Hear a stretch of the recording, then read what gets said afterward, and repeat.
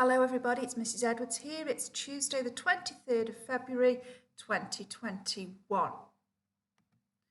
Okay, so this week's text, if you remember from yesterday, is the Magpie Song. Okay, so we're going to share the story again today because our questions are all to do with summary skills today and sequencing skills. This is an extract from a book. The story is told through the letters written by a young girl called Carla and her granddad. The story begins with a traditional song which is related to events in the story. 1 for sorrow, 2 for joy, 3 for a girl, 4 for a boy, 5 for silver, 6 for gold, 7 for a secret never to be told. Dear Grandad, it's noisy in the city. I can't sleep. When I look outside, I see a million orange lights below. I can hear police sirens, a dog barking, and the television from next door. I thought about you far away in the country. Is it noisy there? Will you come and visit us one day? Will you write to me? Good night, Carla. Dear Carla, sometimes I can't sleep either, but it's the silence that keeps me awake. I look out of my window and see the black shapes of the trees and clouds racing past the moon. When my eyes become used to the dark, I see the whole sky is full of stars. I think about you too, high up in your flat. I'd like to visit you one day.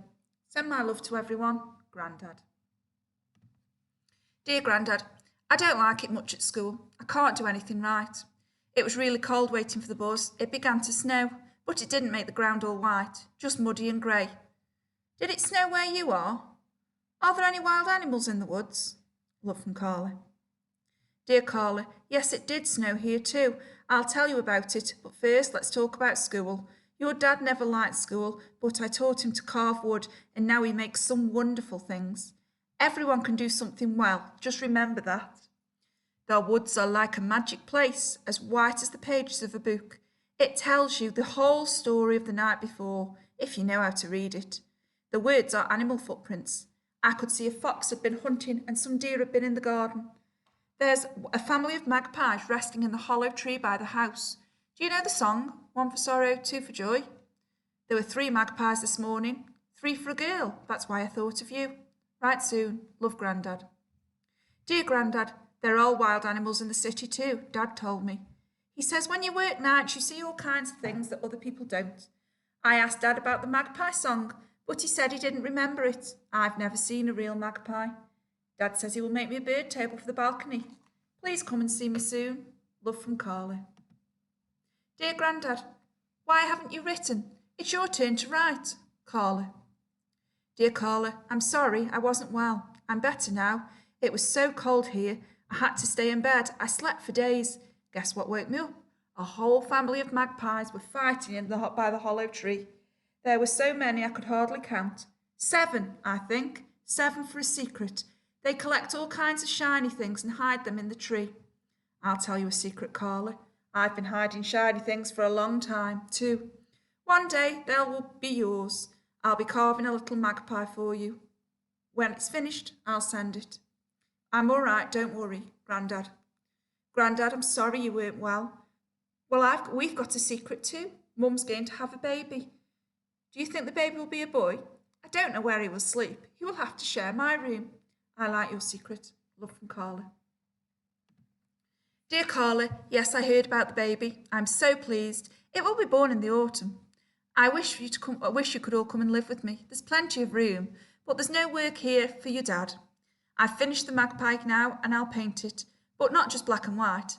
Magpies have a little green and blue sheen when you look at them carefully. I'll send it soon, Grandad. Dear Grandad, thank you for the magpie. I love it. I carry it everywhere with me. Dad has been making the bird table today. It's just like a miniature house. Love, Carla. Dear Carla, there were 4 magpies this morning and I knew your brother was born. Don't forget our secret. I love you, Grandad. Okay. So these are our questions today, and as you can see, they are all to do with the sequence of the story, and you are picking words to do with the facts within the story.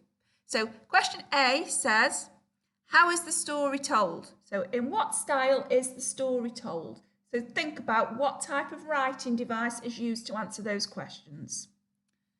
B, the story begins with a traditional. Is it a fable, a song, a myth, or a tale? Put a circle round the one you think it is. Number 1A. Circle the correct option to complete the sentences below. Carla and her family lived in, is it the city, the countryside, a village, or the woods? And her granddad lived in a flat, in a town, high up, in the countryside.